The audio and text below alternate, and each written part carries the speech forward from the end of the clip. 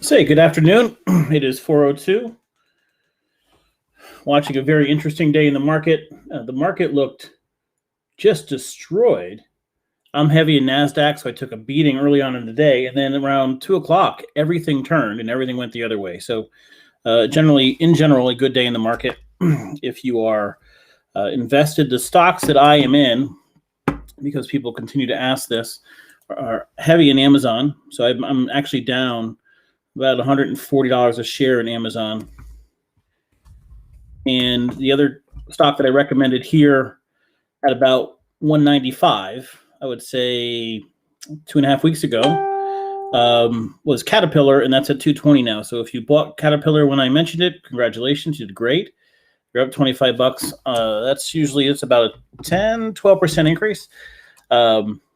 And my thought process on Caterpillar was that I think at some point there'll be an infrastructure bill, and Caterpillar, which does construction, will be a part of that. So that was my thought process there. But if you trade like I do, you can take your profit and get out. I can't blame you for doing that. Get a set of stop loss around 218. Let it run if it runs. If it doesn't, it doesn't. And go. But it was nice to see the last couple days, tech, NASDAQ is sold off. So all during the COVID shutdown, stocks that are COVID friendly did well. The Amazons, the Netflixes, the Zooms did phenomenal. What we're seeing now as we get near the opening is the stocks, we see a cycle. So people selling off their profits in those tech stocks and now buying stock in the reopening things. That's like movie theaters, cruise ships,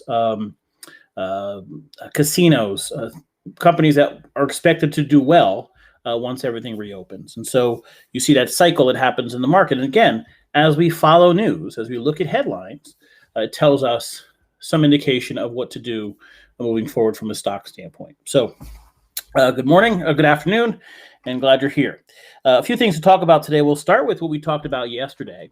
And to those not from Brantford, we'll do a little rehash. But Brantford has had this kind of hybrid model for the last, since September in their school districts. And there has been a push the last few days, I would say the last week or so, by parents to reopen the schools. Other towns around us, other towns that are in the same health district have either been open or have reopened to a much larger extent than Brantford.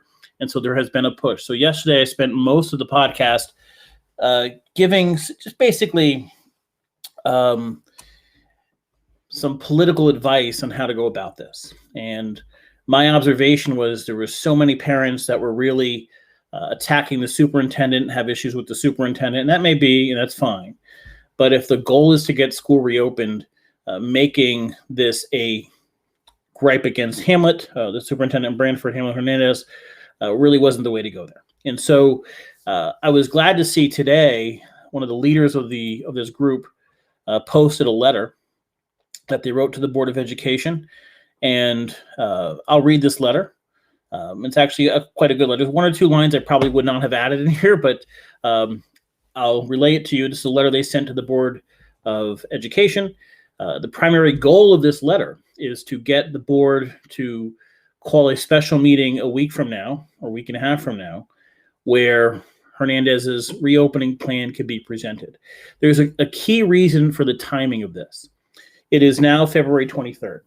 If they wait till next month's Board of Ed meeting to present this and enact the plan, you're looking at the end of March, opening in April, the school year ends in June. So you're more than likely, unless you open in the next 3 to 4 weeks, you're going to reach a scenario where the administration basically says, let's just keep it this way for the rest of the year. So action has to happen now. So this letter is very good. I'll read it. It says, Dear Brantford Board of Education, we would like to formally request on behalf of the parents of Brantford. We would like to formally request that first sentence isn't a full sentence. Okay, in any event, we would like to formally request on behalf of the parents of Brantford, period. Okay, so little miss right there, but okay. As you know, many of us have voiced our concern about the lack of communication and a concrete plan for Brantford to return to in-person school 5 days a week. Brantford has, yet again, taken a back seat to our neighboring towns who have already either accomplished this goal or have set a plan to do so. We cannot fail our kids. Brantford children are no longer falling behind our nation as a whole. We are falling behind the towns surrounding us. Our only agenda is for Brantford to return to 5 days of in-person schooling. As parents, let us decide what is best for our families, whether to be returned for 5 days a week or remain fully remote. We are not requesting 4 days in person. We are requesting a plan for 5 days. It is very clear. Wednesdays are currently not being used to deep clean schools, nor would this even be beneficial per CDC guidelines. Wednesdays are being wasted as a day of no in-person teacher instruction. Data shows our children are failing. They are falling behind in grade level, and this is a dangerous slope to be on. We understand the district did not have data in September. We have a wealth of data now. That's a very good line. I know where you got it from, but it's a very good line, because the truth of the matter is there were a lot of parents attacking the Board of Ed and Hamlin Hernandez in September on his plans, when the truth is everybody was winging it at that time. So understanding the significant difference between having no information back in September and having some data now is significant.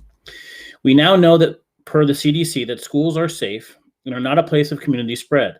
East Shore Health Director has publicly stated, you should have had his name there, but that's okay, Mike Pascosillo, we're just not seeing in schools community spread.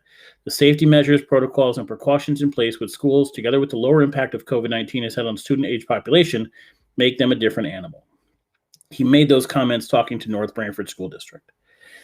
The CDC also states 6 feet of distance is not required in order to reopen schools.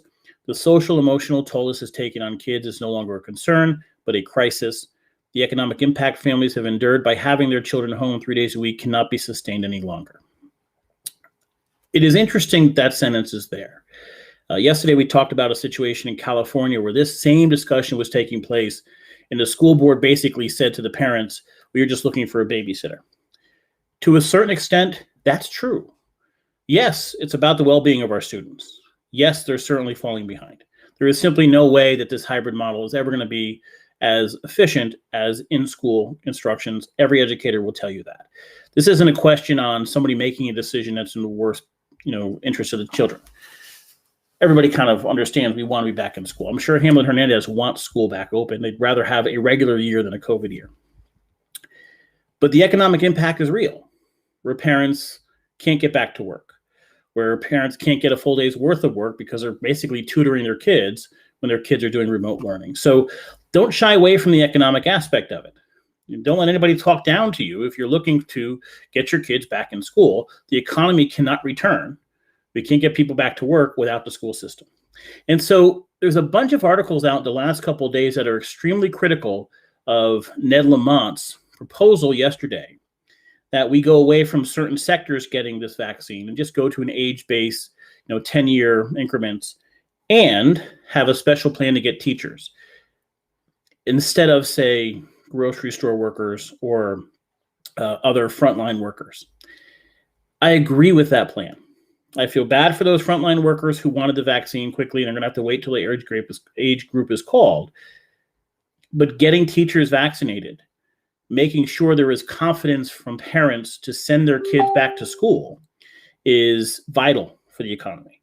It's vital to get us back to normal. So grocery store workers, yes, they've been superheroes through this, but they've gone without a vaccine for a long time. Getting kids back into school, and more importantly, getting confidence from parents to send their kids back to school. I mean, it looks like 80%, 85% of parents are going to send their kids back. But that extra 15%, we want to do what we can to give them confidence as well. And if we can make sure teachers are vaccinated, so we cover teachers getting covered, parents worried about their kids without teachers covered. I would also put in that category bus drivers, the food service workers in the school. I'm not sure if that's included, but I'm guessing it would be. It makes sense that they are the next group as opposed to those other frontline workers. So I kind of agree with Lamont's stance in that regard. The final paragraph here, with end in sight for teachers to be vaccinated, we'd like to propose a special meeting be called within 7 to 10 days by the board. We implore at least 2 board members to propose and second the motion to vote for this special meeting. We request this meeting have only one agenda item for Hamlin Hernandez to present his plan to reopen schools this academic year in Brantford. Now, here's a sentence I would not have put in here. We no longer need to know his reasons why he is not reopening. It's proven time after time there are no reasons. We need action. We need a plan. We need this meeting to happen now. Okay. You did great until that point. There is simply no reason to attack Hamlet if your goal is just to get this to open. But this is a plea to the Board of Education. Understand your role. Hamlet works for the Board of Education. They are his boss. And there is certainly no harm in saying, okay, we want a reopening plan. You probably have one already. And if you don't, you have a week to put one together. And we'll have a special meeting a week from now. I believe you'll get 2 Board of Ed members to agree to that and vote on that. It makes sense, it's logical, and it has to be done now, because if this goes another month, there's really no point in opening. And so, good letter written by Abby Davy. I don't know if I'm pronouncing that right, but it looks to be a good letter. Why am I losing it? Okay. So nice job. I could not have read it better, except for the last little dig on Hamlet. I don't think any harm can come from that. And I'll be curious. I'll be watching tomorrow night what happens. I think you'll have a few Board of Ed members say they agree. I hope you have a majority vote for that meeting. Even if they're not for reopening, at least have the plan. And really what you want more than anything right now is the board to say, okay, let's put this forward. Now, we got some, if you're a parent, some really good news. And I'm going to pull this up in the way, in a post from Sean Scanlon, who's our state representative covering Guilford and portions of Brantford, not all of Brantford. But I'll read you his post. It says, of all the tough decisions public officials have had to make during the pandemic, what to do about schools ranks among the toughest. This is an issue people rightly have strong feelings on, and each decision made by our school administrators are cheered by some and denounced by others. Yet 2 things are becoming clearer. First, that transmission rates among students in school are relatively low, and second, that remote learning has had a negative impact on many students when it comes to both actually learning and their mental health. Given this data, and given that teachers are about to begin being vaccinated next week, I know many parents are anxious to have their children return to school on a full-time basis, and I support moving in that direction as long as the proper safeguards continue to be in place for both kids and teachers. I speak to Dr. Freeman. Dr. Freeman is the superintendent in Guilford regularly.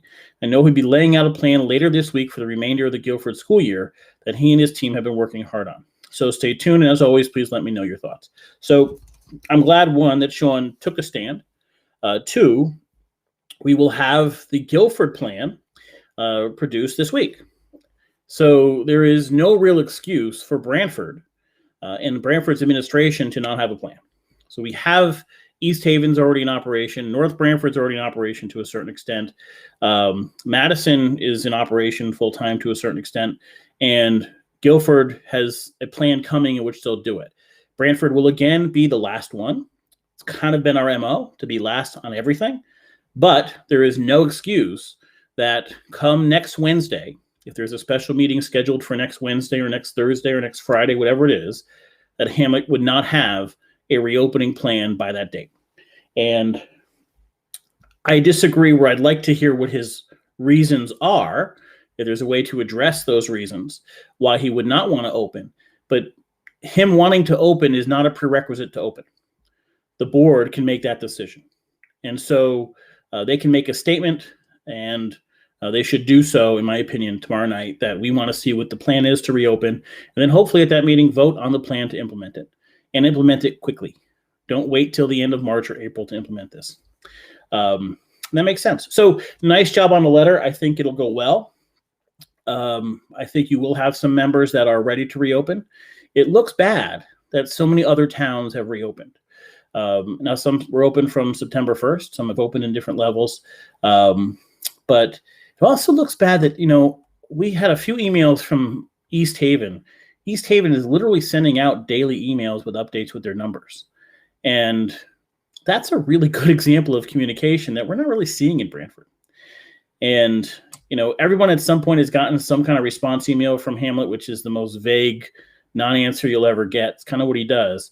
But it's time to, enough. We have data. We have information now. No one is shooting in the blind here. We have enough information. There should be answers as to why things are not happening in a concrete plan to move forward. So I'm just reading some of the comments. Abby, nice job on your letter, Abby. We want to make sure he doesn't beat around the bush like he always does. Yeah. So here's what happens, and this is why I advise it not to be combative tomorrow night. There are people who dislike Hamlet, and so they'll take that microphone and when they or on camera on whatever it is, and they want to use that as a gripe session. What happens when you do that is the board gets defensive. So even though there are members of the board that are not the biggest fans of him and Hernandez, he is a superintendent. He's been there for a long time. Many of the people who work for him, he's hired. And if they start getting attacked, people will start getting defensive. And so you don't want that. What you want is an open-minded board that says, okay, we want to hear the arguments for this. I think the arguments are extremely strong. I have a feeling you're going to have members of the board say, yes, we want to reopen. If I was a member of the board, I would say it's the 23rd. If I was a member of the board, I would give instructions that we wanted to be reopened by the 22nd of March. You could probably say the 15th of March, but if I was a board member, I would give specifics. I want the plan not just to be open, but I want to know the plan to be open by this date.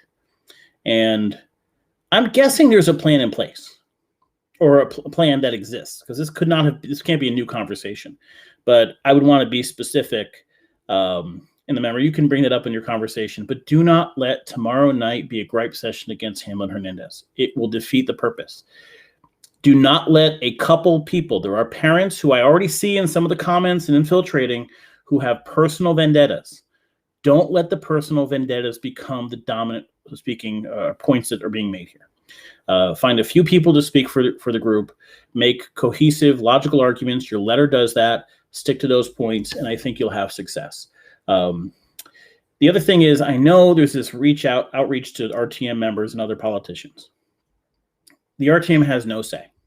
None whatsoever. Legally, they have no say. So if an RTM member gets back to you with some, we're for this, or we're against this, or we support you, or we're going to help you, and elections coming up, and I was against the teacher contract, or that crap, it's just political posturing. They want to get up and speak in favor of you at the meeting. Okay, that's fine, but that's just political posturing. And the Board of Ed are the people you have to talk to. Get parents there, make a logical argument. I think you are with this letter, and I think you'll have some success. Jennifer replying to Abby, thank you. Okay, what did I say? No more dancing, cut to the point. Exactly right. Don't let other stuff become the dominant. I've seen it a million times. I've seen great causes go into legislative bodies, and to a certain extent, the Board of Ed is a legislative body that they cover policy for education, and get sidetracked by a gripe session. Don't let that happen. Abby, we hope it won't. We have a few speaking on our group's behalf, and they already know that they will say, perfect. Okay. Good. And Hamlin's your superintendent. He's not going anywhere immediately. I don't know what's going to happen a year from now. I don't know how long his contract is, that kind of stuff. But he's there. You're going to work with him. And you're going to work with him through the reopening if it happens. So going anywhere with a gripe session isn't the right way to go about that. Okay. We'll leave that topic because we've covered that a half hour yesterday and 15, 20 minutes today. And let's talk a little bit about minimum wage. So to those that are watching this for the first time, Monday through Thursday, we're live at 4 o'clock. We're talking about local issues, state issues, national issues. We try to take a fair approach to everything. If you don't know me, I am a registered Democrat, but former member of the Democratic Town Committee, but I'm not anymore because I don't want to be a member of a cult. And so we discuss issues. We try to look at both sides of it, and welcome you to join as often as you like. That being said, today, Mitt Romney, who I am telling you right now, I'm completely convinced is running again for president in a few years, and I think he absolutely has an opening, proposed a new minimum wage bill. And I want to pull it up before Okay, Republican plan would raise minimum wage to $10, but only if businesses are required to ensure worker legality. And so what this bill does is it raises it to $10, but all businesses hiring people have to verify people have legal status on a e-verify system that already exists. Now, I can already see Democrats saying no way, no way, no way. Now, they're going to say no way to the number. The $10 number, in my opinion, is a safer number than 15. Democrats probably don't have the votes in the Senate to pass a $15 minimum wage. So, does that open the door to something in the middle? Does it open the door to a $12.50 minimum wage? Maybe. And is that awful? No. Remember, we've had this conversation before. The minimum wage in Connecticut's irrelevant. We're already on path to a $15 minimum wage. But cost of living in Connecticut and cost of living in Alabama are drastically different. And in places like Alabama, where cost of living is much lower, raising that to $15 for a minimum wage will drastically increase the cost of goods, the cost of services. When you increase the cost of goods and cost of services to more than what people can afford, demand for those goods and services goes down, you hire less people. And so there is a question on whether or not the $15 minimum wage makes sense unless it's over like 12 years. $1 a year, 50 cents a year for the next whatever. Also is true, it looks like the Democrats do not have the vote for that. They'll push for it, and I think Biden wants it. But there are a couple, I don't think Sinema, I think, and there's another Democrat from West Virginia, I forgot his name, Manchin, is not going to vote for that. So it won't pass the Senate as is. But the second aspect of this, you can hear Democrats saying, oh, there's no way, I don't want this verification. But I want you to read something interesting. So the article says, only if businesses are required to use the internet-based e-verify system designed to prevent employers from hiring undocumented workers. And that sounds like it's anti-worker or what have you. But I'm going to read this from 2013. This was Barack Obama's 4-part plan for comprehensive immigration reform. Okay, so this is July 29th, 2013. This is basically right after re-election, starts his second term, and he puts out this press release and gives a statement. And he has a 4-part to his immigration plan. One is continuing to strengthen the border, which interestingly says enhance infrastructure and technology that strengthens our ability to remove criminals and address national security threats. The next guy wanted a wall for that, but yeah, whatever. The next line, cracking down on employers that hire undocumented workers. It says hold businesses accountable for knowingly hiring undocumented workers and give employers who want to play by the rules a reliable way to verify that their employees are here legally. So before Democrats start attacking Romney's plan, the plan is the same thing Obama had. Obama put out this plan for employers to be able to go online nationally and double check who they're hiring, that they have legal status. Then Obama also wanted to put significant fines on organizations that hired people that they shouldn't have. Now, there's a negative impact of some of this. For example, our farmers were crushed because so much of their staff in the summer are illegal immigrants. That said, this is not a new idea from Romney. And that's funny because Romney's was the healthcare plan that became Obamacare, and now Obama's immigration plan became the Romney minimum wage plan. But that said, I don't see where Democrats would argue with this significantly, knowing that $15 an hour is not going to happen. You don't have the votes for it. The e-verify system and making sure companies have the ability to go online and verify that their employees are legal was something Obama proposed. I didn't see a lot of people fighting it then. And can there be a happy medium where it goes from $10 to $11 or $12 an hour? Sure. And I think the happy medium, yes, it will cause some jobs. Some areas will get more expensive. But it also makes sure that people have a minimum wage. At $7, what is the national minimum wage? $7 or something ridiculous. And that's just crazy. So I think you do have a plan. I firmly believe Romney's running for office. No question about it. He's putting out plan after plan. They tend to be moderate plans. They tend to be thought-provoking and reasonable. He's already put out a child tax credit plan. Most Democrats are on board with that.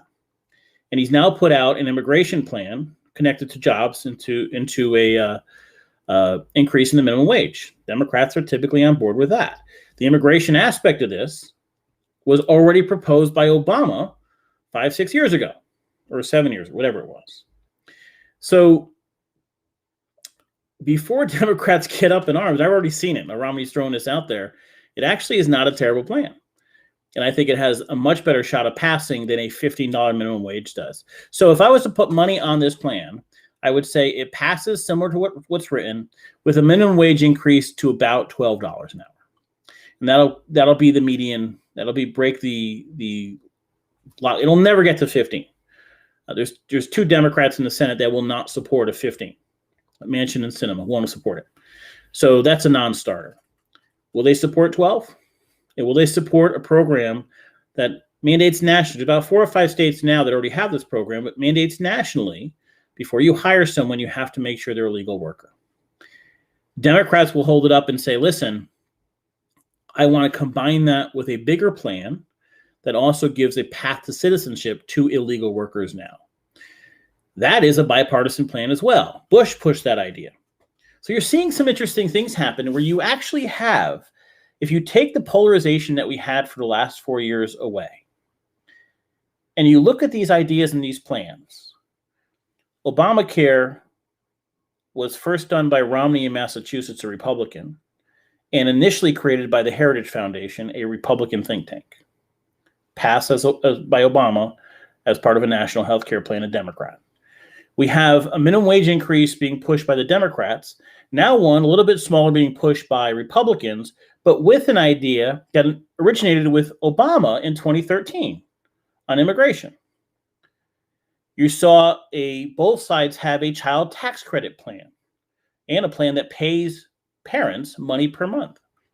So when you start taking away the rhetoric and the nonsense and the crap and the tweets, you have a lot of ideas here which have a lot of bipartisan support. Now, there'll be politics will come in here and wreck this. But there's a lot of ideas once we take the crap away that are good ideas and can move the country forward that are bipartisan ideas. The Democrats have to say, okay, I'm okay with an idea if it's from Romney. The Republicans have to say, we're okay getting some increase to the minimum wage, increase to a path to citizenship, which was a Bush idea, which the Democrats now support and push. There's many areas that these guys can work together, and we're seeing proposals come out from both sides where a happy medium is not that far off. $15 an hour will never happen, not in the next 10 years. Can 12? Yeah. And for some areas, yes, there'll be some negative impacts. Not as bad as 15. And in many cases, the positives at 12.50 would outweigh the negatives. The increase in minimum wage, people making more money. I mean, let's be fair. There are states where minimum wage is like $7.50 or something, the national minimum wage. No one can come close to living. That's not money. That's not real money. A full-time, what is that? $300 a week before taxes? Outside of a kid, no one should be working on that. I'm not even sure kids should be working on that. So it's good to see bipartisan plans coming out there that aren't that far off. And before we start attacking it, that was the first thing. As soon as I saw it, and I saw a Democrat say, they're trying to anti-immigration plans again, I said, you know what? I've heard that before. And you start looking up that idea, and I looked up Obama's immigration plan, and it's right freaking there. Before we start attacking the other side, these ideas are not bad ideas, and they have bipartisan support. And there's many, many areas where these parties can work together if they stop the crap and actually pass positive legislation. Some of the questions here, Jeff Brian Hamlet should make minimum wage. Good segue. Oh, Jesus Christ. I did not say that for the record, but I think Hamlet is what? 180, 190, something like that. Listen, Hamlet is an interesting person. And I think that when he came in, there was this, I remember that night. It was at the old Walsh School. He came in and we had that Hamlet Hernandez, a unique name, and was all about, we're going to talk to parents, we're going to communicate, and because that was some of the complaints about the predecessor, Kathleen Halligan, and who was very nice, by the way. And superintendents tend to have a shelf life in most towns. Like even good superintendents sometimes have a shelf life. Madison got rid of a great superintendent. Freeman will be there forever in Guilford as long as he wants to be. Good guy. But over time, you can't spend 80% of your time responding to parents. And so when you have parents that are constantly emailing and calling, sometimes you get this wall built up. And that wall was built up really early with Hamlin. And he's hired basically his people in every key position. So you're either a yes man for him or you're not. There are many teachers on edge on a regular basis, don't want to say anything. And so I don't believe it's an incredibly healthy environment right now in our education system. That said, he's there. And until the board decides it's time to make a change, or Hamlin decides, and by the way, all these superintendents end up fine. They get hired somewhere else, they work as a consultant, they make a couple $100,000. So there's no issue there. He'll be fine. The board has to decide to make a change. You're going to pay him. Superintendents are like coaches. Like you always have a couple years on your contract. They're going to end up paying him a significant amount of money to leave. But that would be the case with any superintendent. And maybe it's time. That conversation should be had. It's not going to be had, though, in the middle of a pandemic or before we're through this pandemic. And that's probably wise. Do you think minimum wage nationwide will go through? I do think there is a push for some minimum wage nationwide. Now that you have a Republican putting it out there, and it's at 10, and by the way, it's him and Tom Cotton, but it's at 10, I think it would not be crazy to think that if they tie some other path to citizenship, some other immigration aspect to this, it can get some bipartisan support and pass. It will never pass at $15 an hour, but a $10 to $12 range, I think, is doable. Steve, how many full-time workers make minimum wage? I do not know the answer to that. We can find out. I know there's a lot that start at minimum wage in fast food and hospitality, that sort of thing. Many start there. Hopefully over time they get a raise. But, if you're starting at $7, what's the national minimum wage? I just want to look this up.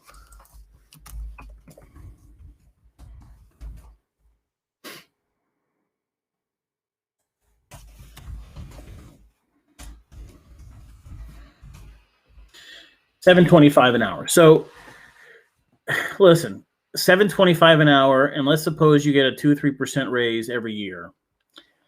Come on. You can be in a place for 3 or 4 years making $8.50. A full-time, you can't do it. You can't do it.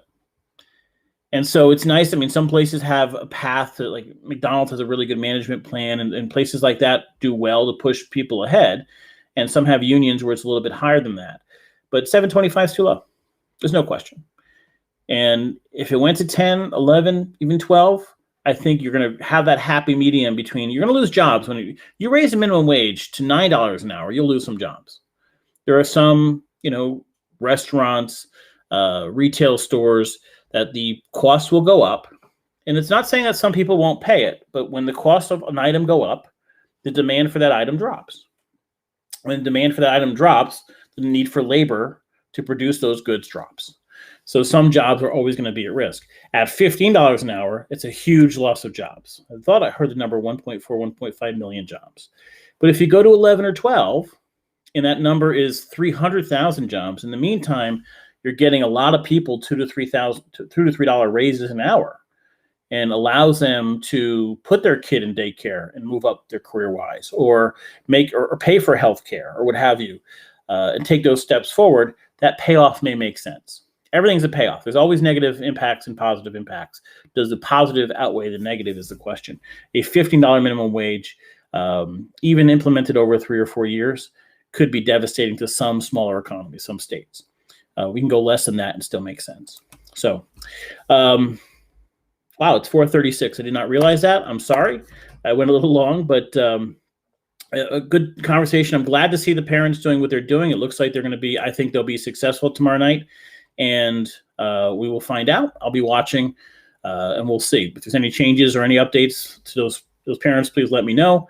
And we'll talk about that tomorrow at 4 if that happens. And any questions on the minimum wage, we'd be glad to try to talk about that tomorrow. As always, if there are questions about the town or the shoreline or any town or a state issue, send your emails in, send your questions in. I'd be glad to try to talk about those, do some research before the podcast, and talk about it afterwards, and talk about it at 4 o'clock. I will see you tomorrow at 4. I hope you all have a great night.